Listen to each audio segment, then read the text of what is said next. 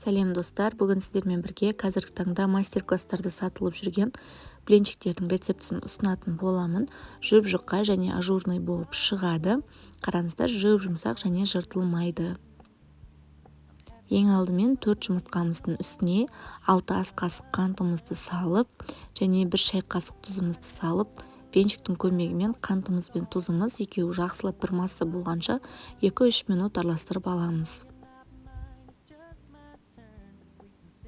Одан кейін сүтімізді құямыз. Сүтіміз маңызды емес, бөлме температура болсын, холодильниктен алынған болсын жарай береді.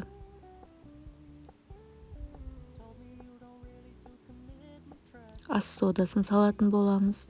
Одан кейін ұнымызды алып, өлшеп алып, өзімізге керек мөлшерді осылайынан бөліп салып отырамыз.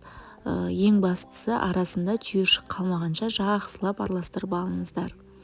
Құрамының керек заттардың барлығын описаниеге қалдыратын боламын, сол жақтан оқып алсаңыздар болады.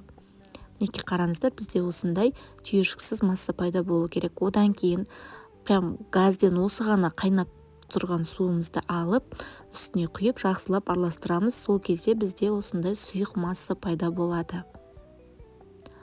Жақсылап араластырып алғаннан кейін шемішке майымызды құйып, тағы да жақсылап бір араластырып аламыз. Басында шемішке майымыз бетінде қалқып жүруі мүмкін, одан кейін жақсылап араласа келе барлығы бірігетін болады. 10-15 минутқа қойып, сосын барып пісірсеңіздер болады, немесе бірден бастап кетсеңіздер де болады.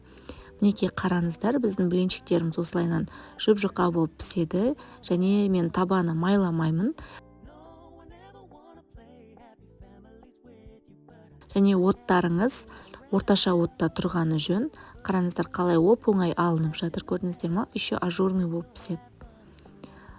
Мінекей арасына кез келген нәрсемен салып ұсынсаңыздар болады. Менің рецептім ұнады деген ойдамын. Егер менің рецептім ұнаса, маған лайк, комментарий қалдырып кетіңіздер.